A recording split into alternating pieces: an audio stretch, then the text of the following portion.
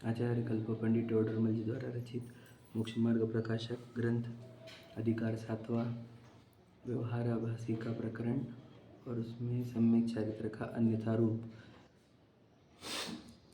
सम्यक चारित्र का अर्थ स्वरूप में स्थिरता ही होता है।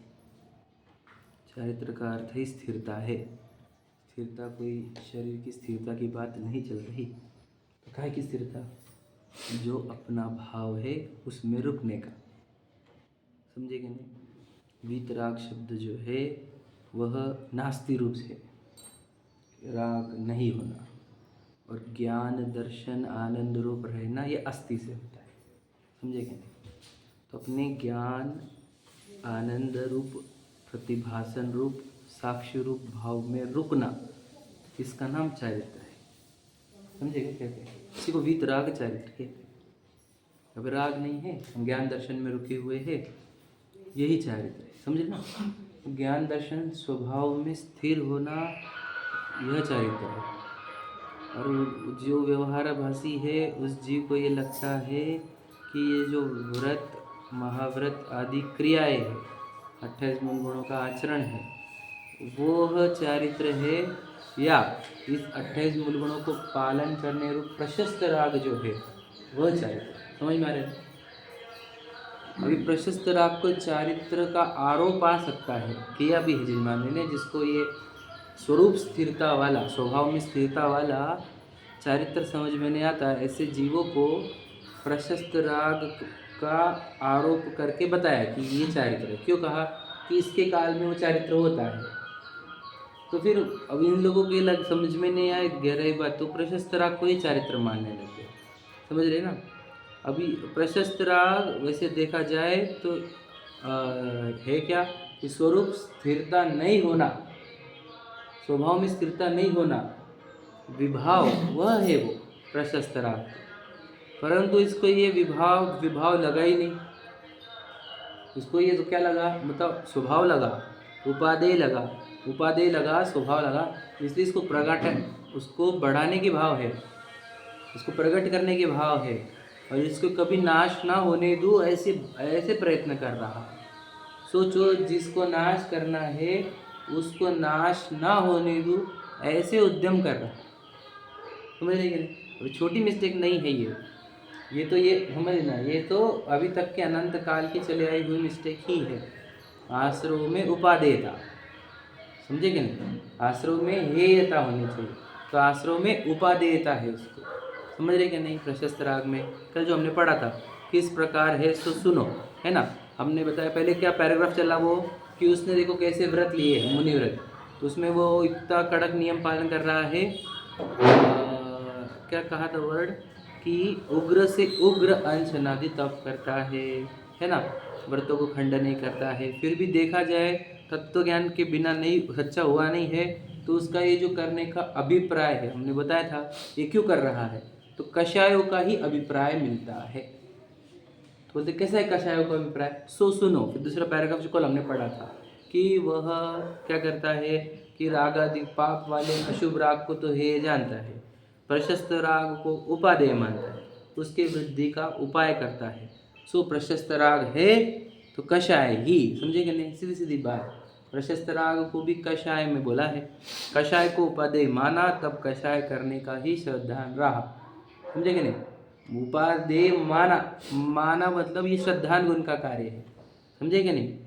और ये हे उपादेय जो ये वर्ड है ये श्रद्धा गुण के ही कार्य है। हे ये उपादेय वाले, समझे कि नहीं? श्रद्धा ही बोलती है ये अच्छा है, मान्य रूप, और ये बुरा है ऐसा मानती है, उसका अच्छा मानना है। समझे कि नहीं? वो उपादेय है और श्रद्धा गुण जो उसको बुरा मानती है उसको हे कहा जाता है। समझे कि नहीं? मतलब श्रद्धा गुण का कार्य होता है ये हे उपादेय वाला। ठीक है? मुख्य गौण करना वो ज्ञान गुण का कार्य होता है। समझे कि नहीं? थोड़ा तो गहराई समझना, है ना? और फिर स्थिरता करना वो चारित्र गुण का कार्य होता है। समझे कि नहीं? देखो क्या कहा फिर से समझो। तो इसका ही श्रद्धा गुण क्या बोल रहा है, अभिप्राय क्या बोल रहा है कि शुभ राग जो है वो उपादेय है। अब ये मतलब तो विदाउट मिस्टेक कहाँ है? श्रद्धा गुण में ही मिस्टेक है। अब श्रद्धा उनमें मिस्टेक होने पर है, सम्यक दर्शन ही नहीं होने से सम्यक चारित्र का तो प्रश्न ही नहीं उठता। समझे क्या कह रहे? अब चारित्र का नाम क्या बोला हमने? स्वभाव में स्थिरता। अब ये स्वभाव और प्रशस्त राग कर रहा है, अब प्रशस्त राग में स्थिरता, ये चारित्र कैसे होगा? समझे क्या समझे? मतलब जहाँ सम्यक दर्शन नहीं होता और फिर चारित्र बोलते सम्यक दर्शन नहीं होगा, चारित्र तो पाल रहे हैं हम, चारित्र तो अच्छा है उनका, वे समझे क्या? ये प्रश्न उठता है कि नहीं कि यार वे सम्यक दर्शन नहीं है, चलो हमारी बात सही है, वे चारित्र तो है ना, तो चारित्र तो है ना, चारित्र तो होता ही नहीं सम्यक दर्शन के बिना। चारित्र का अर्थ होता है स्थिरता, समझे क्या? देह की क्रिया से तो बोल रहा है कि चारित्र तो है ना, चारित्र तो है ना, कहाँ है चारित्र? स्वरूप स्थिरता को चारित्र कहाँ है? स्वरूप स्थिरता कहाँ है ये बता, समझे कि नहीं? स्वरूप स्थिरता को नाम चारित्र है, तो भी श्रद्धा नहीं है तो चारित्र है ही नहीं। तो जहाँ बताओ प्रशस्त राग है ऐसी चर्चा जहाँ नहीं है वहाँ बताओ सम्यक दर्शन के ही वांदे है, तो चारित्र है क्या वहाँ पर? बिल्कुल चारित्र नहीं। समझेगा भैया? स्पष्ट हो रहा है ना? तो यहाँ ज्ञान सही नहीं करके सम्यक दर्शन नहीं, कि सम्यक दर्शन नहीं करके ज्ञान नहीं, वो तो दोनों साथ में चलते। देखो सम्यक दर्शन और सम्यक ज्ञान साथ में ही चलते हैं। इसको अगर स्पष्ट समझाना है तो मैं बता दूंगा एक शब्द में कि आपने भी जिनवानी सुनी, ये आपने समझ लेना शैवक्षम ज्ञान से थोड़ा से समझ लिया। अब इसका आप चिंतन करेंगे बार बार निरंतर, इसका चिंतन करके जब आपके अंदर आ जाएगा कि हाँ ये ऐसा ही है, समझे कि नहीं? कि बहुत ये लगता है ऐसा निर्णय होता है, और निर्णय होने के बाद इसका विश्वास में परिवर्तन हो जाता है। तो जब विश्वास में परिवर्तन हो जाता है ना, तब इस ज्ञान को भी सम्यक ज्ञान कहेंगे, तब तक इस ज्ञान को भी सम्यक नहीं कहते। विश्वास में परिवर्तन हो जाना जिस ज्ञान का, फिर उस ज्ञान को हम सम्यक ज्ञान बोलेंगे। नहीं तो इस ज्ञान को जो हम पढ़ रहे सुन रहे हैं, इस ज्ञान को सम्यक ज्ञान नहीं कहा जाएगा। तो विश्वास के पहले सही ज्ञान होना चाहिए। हाँ तो बराबर है, बिल्कुल सही बात। तो इसलिए आप जिनवानी जो पढ़ रहे हैं वो सब सही ज्ञान के लिए आए यहाँ पर। तो सम्यक दर्शन का उपाय के लिए क्या होना चाहिए? सही ज्ञान। सही ज्ञान जिनवानी से मिल रहा है, अब सही ज्ञान मिला ना, अब क्या करो? अब उसका विचार करो, चिंतन करो, और फिर क्या करो? इस सही ज्ञान को श्रद्धा में परिवर्तन करो, तो आपका ये ज्ञान ही सम्यक ज्ञान हो जाएगा। समझे ना? अगर श्रद्धा नहीं पलटी तो ये ज्ञान शैवक्षम ज्ञान बन के छूट जाएगा इस देह के साथ। समझे कि नहीं? इसलिए आपको श्रद्धा में परिवर्तन करना है। इससे क्या श्रद्धा क्या बोल रही है कि मैं चेतन वस्तु, और मेरे लिए किसी से भी राग करना अच्छी बात थोड़ी। मेरी चेतना रुक जाती है, कुंठित हो जाती है मेरी चेतना। याद रखना, आपको लगता होगा ये प्रशस्त राग क्यों लेके बैठे, क्या है हमारा चक्कर? रोज रोज राग राग राग, रोज प्रशस्त राग, ये नहीं बड़ा। तो याद रखना, आपकी जिंदगी में जितना भी बुरा हो रहा है वो राग से ही हो रहा है और कुछ है ही नहीं। फॉल्ट तो एक ही है हमारी, डेंजर वाली, राग और मिथ्यात्व दो। तो जितना तकलीफ और राग से ही तो है। हम तो कह रहे हैं ना, याद रखना, वो राग से क्या होता है मैं आपको बताऊं। आपकी जिंदगी में जितनी पीड़ाएं है, आपको अनंत सुख जो नहीं मिल रहा ना, उसका कारण राग ही है। आप अनंत ज्ञान वाले होते हुए भी आपको अनंत ज्ञान नहीं हो रहा है, उसका कारण ज्ञान ही है, राग ही है वो। तो राग ही तो अड़ रहा है आपको हर चीज में। आप सिद्ध समान हो, बिल्कुल परमात्मा तत्व हो, आपको परमात्मा तत्व भोगते नहीं आ रहा है, वो राग के कारण ही तो है। छोटी बात है क्या? और सबसे बड़ी गलती हमारी राग है, समझे क्या नहीं? अब सबसे बड़ी गलती हमारे राग है, और राग में दो भाग करके प्रशस्त अप्रशस्त, और उस प्रशस्त राग को धर्म बोल दिया जाएगा यदि, याद रखना, तो हम कब केवल ज्ञानी होंगे, कब अनंत सुखी होंगे कैसे? इसलिए उसको इतना प्रबलता से बोलना पड़ता है कि भाई ये प्रशस्त राग धर्म नहीं है। समझे कि नहीं? प्रशस्त राग को धर्म मानने वाले तो जैन ही नहीं है, ना भगवान जी उनको पसंद आए हैं। याद रखना, जिनको प्रशस्त राग पसंद है उसको भगवान जी पसंद नहीं है। याद, वापस एक कोटेशन पकड़ लेना हमारा, समझे कि नहीं? क्योंकि भगवान जी के अंदर प्रशस्त राग नहीं है। बोल फिर, अब भगवान जी कैसे पसंद आते तुझे? बोला तुझे वीतरागता पसंद है कि प्रशस्त राग पसंद है? प्रश्न ये, बोलो क्या पसंद है? अगर प्रशस्त राग पसंद है तुझे तो समझ लेना, प्रशस्त राग कोई धर्म मानता है तो भगवान जी तेरे लिए अच्छे नहीं है। समझे कि नहीं? तेरे लिए तो भगवान इंद्र ही होगा फिर, क्योंकि उसका उत्कृष्ट उसका प्रशस्त राग है। समझे कि नहीं समझे? तो कैसा है तू बता? तेरे भगवान भी सही नहीं तेरे तो ये जो ये द्रव्यलिंगी है, ये इसको भगवान जी अच्छे लग रहे हैं? प्रश्न ये है बहुत बड़ा, याद समझो ना, इसलिए बिल्कुल समझ में नहीं आया भगवान जी अच्छे करके। तो अगर हमारे पर्याय वैसे निकले, समझो ऐसा बोले पर्याय, और ये अपन द्रव्य पे जो इस पे आरोप देते कि मैं ये द्रव्य तो शुद्ध है, पर उससे जो पर्याय निकल रही वो शुद्ध अशुद्ध क्यों निकलती? बोले तो ऐसी अब वो उसके अंदर वैसे गुण है कैसा कि वो शुद्ध भी निकाल सकता है, शुद्ध भी निकाल सकता है। समझेगा, स्वभाव विभाग रूप परिणमन करने की शक्ति उसके अंदर, समझेगा नहीं, तो वो दोनों कार्य कर सकता है, ये जीव और पुद्गल, समझेगा नहीं। तो उसके अंदर कैसी पर्याय निकल सकती है, अभी तक अशुद्ध निकली और शुद्ध भी निकल सकती है। अब समझेंगे कि आपका हम कैसे समझेंगे हमारी शुद्ध निकलने वाली कि नहीं, तो देश शास्त्र गुरु के निकट है ना, तो समझ लेना आप निकल सकती तुम्हारी अगर तुम इधर नहीं रहते तो हम बोलते नहीं तेरे अभी निकलने की पर्याय टाइम नहीं आएगा है। और ये शुद्ध पर्याय क्या है पता तो होना। हाँ, ये बात भी सही है सही बात है ना। पर्याय और कर्म पे जो अपन आरोप देते तो उसमें फर्क क्या है? अपन कभी बोलते कि कर्म के ऐसा हो रहा है, कभी बोलते पर्याय वैसे निकल रही। हाँ चलो, देखो शरीर के आसपास के संयोग के कार्य में कर्मों को ही आरोप देते हैं हम, क्योंकि वहाँ पे तो कर्मों का ही बस चलता है, हमारा कुछ बस ही नहीं चलता कि उसने ऐसा क्यों किया, लॉसेस क्यों आए, बीमार क्यों पड़ा, समझेगी नहीं, वो ऐसा क्यों बिहेव कर रहे, ऐसा क्यों कर रहे, समझेगी नहीं, मैं सक्सेस क्यों नहीं आ रहा, मुझे वहाँ पे जाते क्यों नहीं आ रहा, ये सब कर्मों का खेल, इसमें तो हमारा कुछ है ही नहीं। पहली बात समझिए, तो वहाँ पे कर्म चैप्टर रहेगा, ठीक है। दूसरा, अब हम बोल रहे हैं कि सम्यक दर्शन मुझे क्यों नहीं हो रहा, मैं तो इतना प्रयत्नशील हूँ, समझेगी नहीं, मैं तो बहुत प्रयत्न कर रहा हूँ तब भी नहीं हो रहा है, तो हम कहते हैं बेटा पर्याय अभी, समझेगी नहीं, काल लब्धि नहीं आई होंगी, पर्याय की अभी योग्यता नहीं है, तत्समय की योग्यता नहीं है, तब पर्याय को ऐसा कहा जाता है।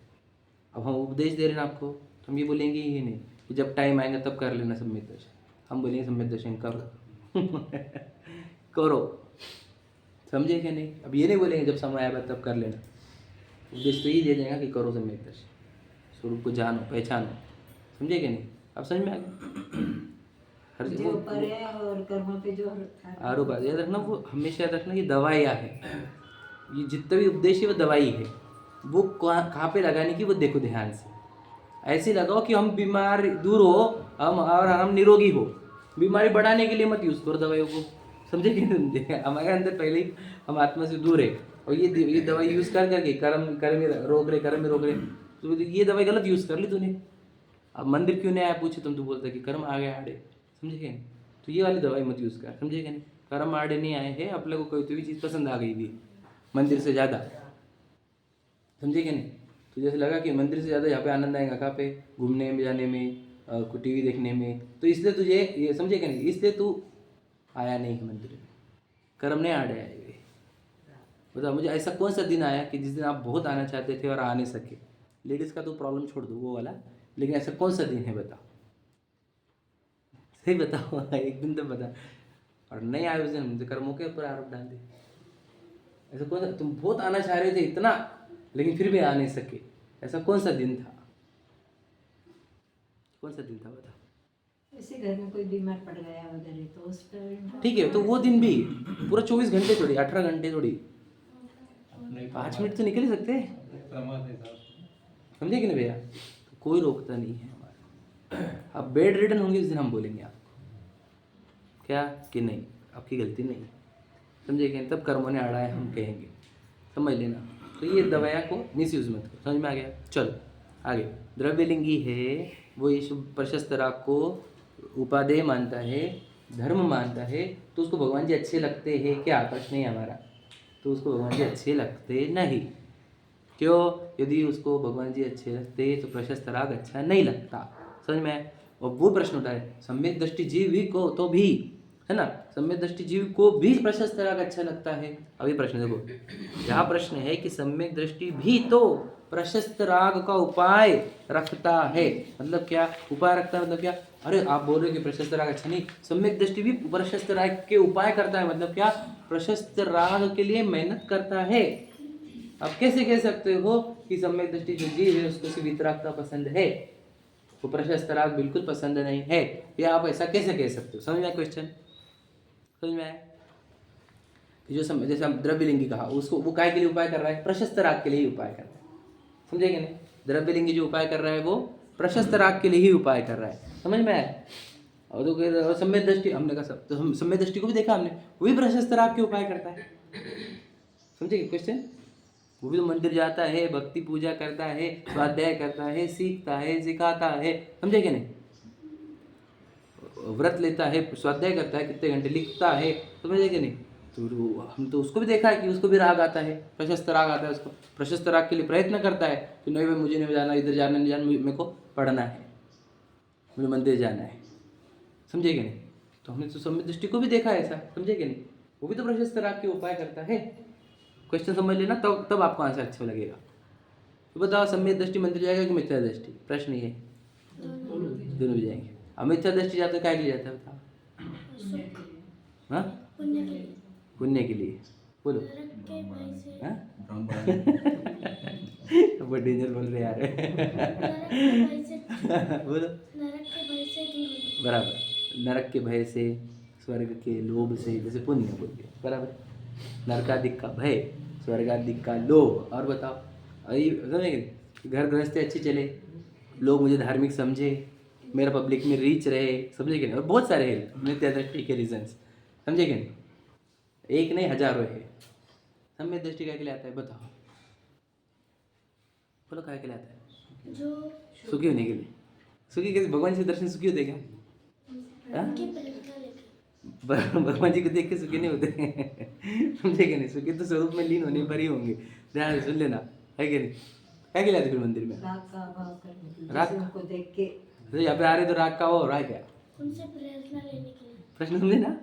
तो राग क्या भाव के लिए आता है क्या? वो राग क्या भाव के लिए क्या किया जाता है? स्वरूप में स्थिरता की जाती है। कभी कब आने का फिर, समझे क्या भैया? बाहर ज़्यादा कषाय होती है, वो कम कषाय यहाँ पर होती है। इस एंगल में कषाय कम करने के लिए आता है, ये एंगल है ना? ठीक है, बोलो। और कोई उपाय?